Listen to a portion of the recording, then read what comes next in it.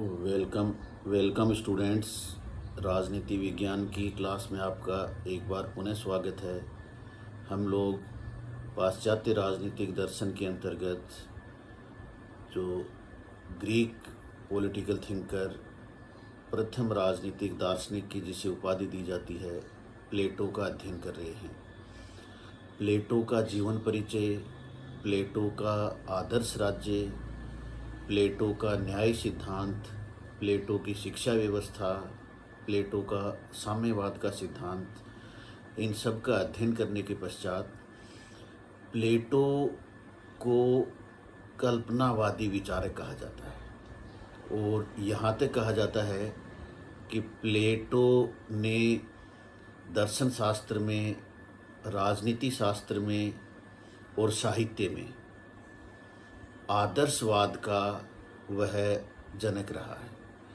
इसलिए प्लेटो को स्वप्नलोकीय, कल्पनावादी, आदर्शवादी विचारक के रूप में प्रतिस्थापित किया जाता है।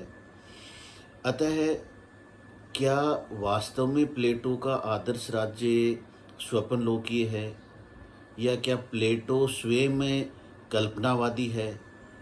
इसके बारे में आज हम लोग चर्चा करेंगे। और प्लेटो का राजनीति दर्शन को क्या योगदान रहा है, क्योंकि प्लेटो स्वयं मानकर चलता है कि इस संसार में उसका आदर्श राज्य संभव नहीं है।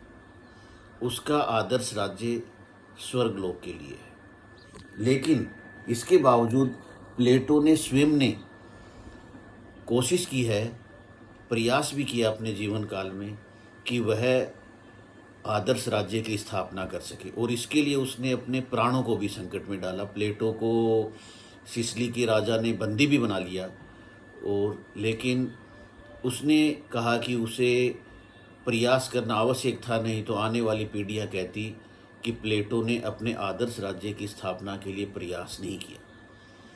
प्लेटो के आदर्श राज्य पर जो आरोप लगता है कि वह कल्पनावादी या स्वप्नलोकीय है, इसमें हम कुछ उदाहरण देंगे कि प्लेटो ने अपने वास्तविक जीवन में यूनान की परिस्थितियों को देखा था, अनुभव किया था कि कैसे राजनीति में भ्रष्टाचार व्याप्त हो गया था, और उस भ्रष्टाचार को केवल आदर्श राज्य के द्वारा ही समाप्त किया जा सकता था। क्योंकि प्लेटो अपने आदर्श राज्य की स्थापना के लिए संरक्षक वर्ग को ही सम्मिलित करता है। वह राज्य की समस्त जनसंख्या को, समस्त नागरिकों को इसमें सम्मिलित नहीं करता। वह इसका दायित्व केवल संरक्षक वर्ग पर डालता है। दूसरा, प्लेटो के समय में एथेंस में लोकतंत्र का विकृत स्वरूप विद्यमान था। एथेंस के पड़ोसी राज्य स्पार्टा में कुलीन तंत्र था, और इसी प्रकार जो अन्य राज्य थे वहाँ निरंकुश तंत्र विद्यमान था। तो प्लेटो ने शासन व्यवस्था की इन विकृत प्रणालियों का जो समाधान उसे प्राप्त हुआ, वह आदर्श राज्य की स्थापना में हुआ। इसलिए प्लेटो इस आदर्श राज्य के द्वारा तत्कालीन परिस्थितियों के अध्ययन के आधार पर निष्कर्ष निकालता है, और अन्य राज्यों के लिए वह एक प्रतिमान स्थापित करता है। इसलिए हम कहें कि केवल वह कल्पनावादी या केवल स्वप्नलोकीय है, ऐसा आरोप लगाना प्लेटो के आदर्श राज्य के लिए उचित नहीं है। क्योंकि प्लेटो ने एक आदर्श राज्य ऐसा स्थापित किया है जो अन्य राज्यों के लिए प्रेरणा का स्रोत है। और तत्कालीन समय में यूनान की शासन प्रणालियों में जो कमियां आ गई थी, जो उसमें दोष आ गए थे, उन्हें दूर करने का इसने प्रयास किया है। इसके साथ साथ प्लेटो पर आरोप लगता है फांसीवादी होने का। बार्कर है, पोपर है, ये लोग कहते हैं कि प्लेटो प्रथम फांसीवादी रहा है, क्योंकि उसने दार्शनिक शासक को अत्यधिक महत्व प्रदान किया है, व्यक्तिगत स्वतंत्रता का विरोध किया है। जैसे फांसीवाद में हम देखते हैं कि एक नेता, एक सिद्धांत, एक नारा, उग्र राष्ट्रवाद, ये अवधारणाएं विद्यमान हैं। इसलिए प्लेटो की अगर फांसीवाद से तुलना की जाए तो जो विशेषताएं हैं उसमें हमें सिमिलरिटी दिखाई देती है कि कहीं कहीं सिमिलरिटी उसमें है कि प्लेटो ने अपना जो आदर्श राज्य है उसमें लोकतंत्र को कोई स्थान नहीं दिया है, व्यक्तिगत स्वतंत्रता है उसको कोई स्थान नहीं दिया है, उसने राज्य को ही सर्वप्रमुख स्थान दिया है। इसलिए प्लेटो को कि राज्य में फांसीवाद के गुण दिखाई देते हैं। लेकिन प्लेटो जो आधुनिक फांसीवाद है उससे बहुत दूर था, क्योंकि जैसे प्लेटो की न्याय की अवधारणा, किसी के लिए बुरा न सोचना ही न्याय है, कि व्यक्ति की आंतरिक भावना।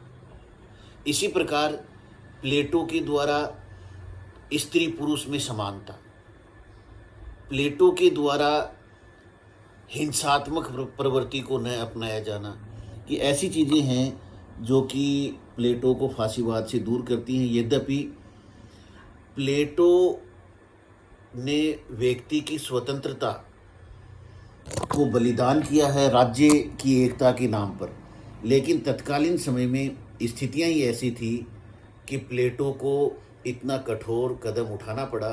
इसलिए प्लेटो को फांसीवादी की संज्ञा देना उचित नहीं लगता है। हाँ, प्लेटो आदर्शवाद का जनक अवश्य है। प्लेटो से ही आदर्शवाद आरंभ होता है और आदर्श राज्य की अवधारणा इसने स्थापित की है। अब लेकिन जब प्लेटो को एहसास हो गया कि उसका आदर्श राज्य संभव नहीं है, तब स्वयं प्लेटो ने ही अपने जो दूसरे ग्रंथ हैं, रिपब्लिक के अलावा स्टेट्समैन लॉज, उसमें कानून का सहारा भी लिया है कि प्लेटो अपनी युवावस्था में जिस जोश में था, जिस आदर्श की स्थापना करना चाहता था, वह उसने अपनी प्रौढ़ावस्था में, जीवन के अंतिम समय में कानून का सहारा लिया है। और प्लेटो का उप आदर्श राज्य उसके ग्रंथ लॉज में वर्णन किया गया और इसमें उसने कानून को सर्वोच्चता प्रदान किया। इसके साथ साथ प्लेटो ने लॉज में ही बताया कि राज्य की जनसंख्या वह 5040 होनी चाहिए, राज्य के अंदर एक कानून की व्यवस्था होनी चाहिए, लोगों के द्वारा जो राज्य की गवर्निंग बॉडी है उसका त्रिस्तरीय चुनाव होना चाहिए। तो प्लेटो ने अपने जीवन के अंतिम समय में आकर इसका कानून का भी सहारा लिया है। इसलिए लेकिन फिर भी उसकी जो निगाह है, वह जो उसका आधार है, वह आदर्श राज्य ही रहा है।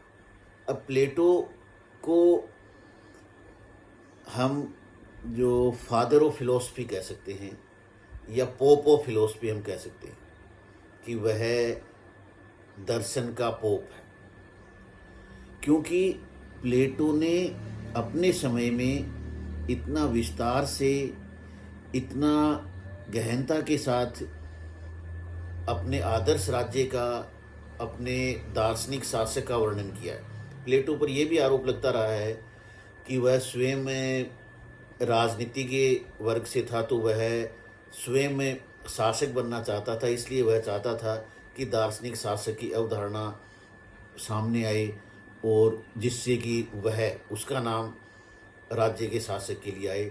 लेकिन ये सब चीज़ें प्लेटो की आलोचना के रूप में हमारे सामने आती हैं।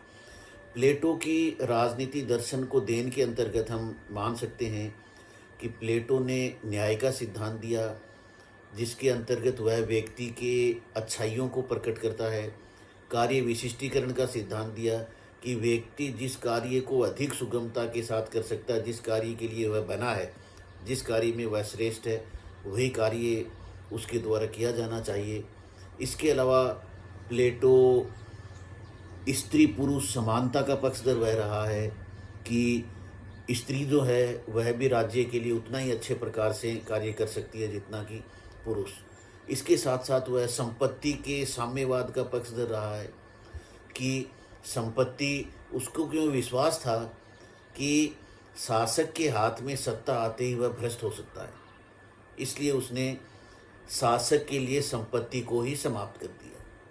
तो इसलिए वह संपत्ति का नाश करना चाहता है। इस प्रकार प्लेटो ने प्राचीन समय में ही जो आधुनिक समय की बुराइयां हैं उन्हें एक प्रकार से समझ लिया था और उसका मानना था कि इन शासक वर्ग को इन समस्त बुराइयों से दूर रहना है, क्योंकि प्लेटो ने सदैव कि शासन करना एक कला है, यह शक्तिशाली या धनवान लोगों का कार्य न होकर बुद्धिमान लोगों को कार्य है, दार्शनिक लोगों का कार्य है, और दूसरा सद्गुण ही ज्ञान है। इसके ऊपर उसका दृढ़ विश्वास था और इसी के आधार पर उसने अपने आदर्श राज्य के भव्य जो भवन है उसका निर्माण किया है। तो स्टूडेंट्स, हम लोग प्लेटो के जो दर्शन का अध्ययन है अभी बीए पार्ट 3 के लिए केवल इतना ही रखेंगे कि प्लेटो का क्या योगदान रहा है, प्लेटो के रिपब्लिक में किन का अध्ययन किया गया है। इसलिए आप एक बार फिर से अपने जो नोट्स हैं उनका अध्ययन कर लें और उनके आधार पर अपना एक बार रिवीजन कर लें। Okay, thanks.